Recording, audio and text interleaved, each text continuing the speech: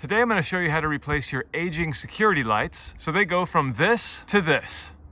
And here's the new light I'll be replacing that old one with. Same basic style, and that's what I want. These are relatively inexpensive, they work well, but don't come with bulbs, so you have to supply those yourself. Before I begin this video, I want to make note that I am not a professional electrician. I'm not a professional in any way. I'm simply a DIYer, so don't do what I'm doing. Don't take my advice. Do your own due diligence. Come to your own conclusions. Now, the absolute first step in all of this should be to completely shut the power off at the breaker box. You can verify that the power has been shut off using a voltmeter, or what I like to use, which is this Klein Tools voltage tester. I'll put a link for this down in the description below. And basically it works like this. I'm gonna take the tip of it and just touch it right by the black wire here. You can hear that it's beeping, and that tells me that there is power going through the black wire. I'll do the same thing to the white, and I know that the black wire has power, so I need to go shut the power off. And now with the power shut off, the same voltage tester on the same black wire shows no voltage at all.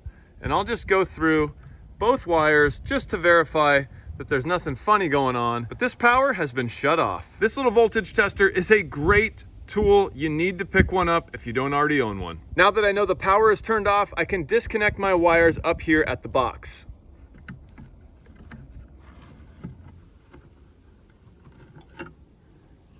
And there we go. There's our old crusty light. With that old light removed, I can now see that we have a couple of issues going on.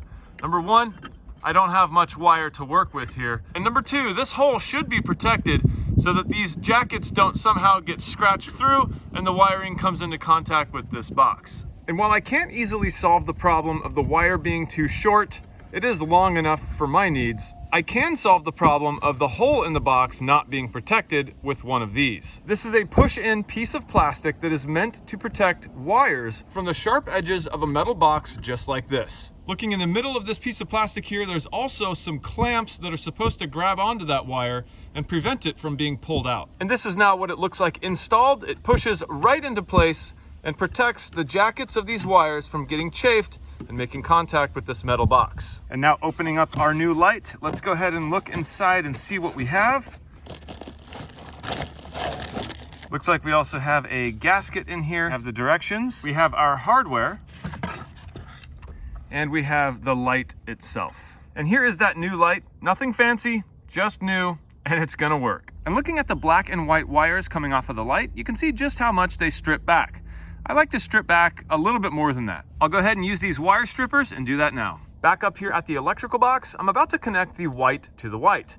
And the reason why I like to strip back a little more of the jacket off of the light's white wire is because I like to have enough to be able to wrap it around the solid wire coming from the building. This means that when I put my wire nut on there, there's enough stranded wire wrapped around the solid wire to make a good connection. And there it is, with the wire nut fully installed, we have the white connected to the white. Nice, tight connection. And the same thing with the two black wires, connected very, very tight with the wire nut. The only thing I'm gonna do now is go ahead and connect a ground wire to the ground space right there at the green screw on the light. And to do that, I'll go ahead and source my ground wire out of this brand new section of wire. You can see it right there in the middle. And with this new section of ground wire attached to the ground section on the light, I can now attach it to the ground wire coming from the box. And there we have it. All three of our wires are hooked up. Ground to ground, white to white, and black to black. Included with this light is this little bracket. This bracket will get attached to the box right about here, and will look like this when completed. With the gasket on and our wires pushed up into the box, I'll use this single long bolt to slide up through the middle of the light and screw right here to the center of this bracket to complete the installation. And with the fixture screwed very tight to the box, I'm going to use this included white plug to cover that hole. And it should look nice and clean, just like that. This kit did come with two of these metal covers, which we're going to install now. You can see that indentation there. We're going to go ahead and slide this in and just give it a little turn to lock it in place. And lastly, before I turn the power back on, I'm going to go ahead and install my bulbs. These are LED bulbs with the color temperature of 2700, which means they're warm white. Our power is now turned back on, so let's test the lights. On the bottom of this sensor here, I'll flip it over to test, which then turns the bulbs on. Both of the bulbs are working, which is obviously what we want. And last thing to do is position the motion sensor so that it sees the area you want it to see. Now, how much better does that look? Not only is this a nice, new, fresh light, but it actually works. Now, what a difference. We went from this to this. From this to this.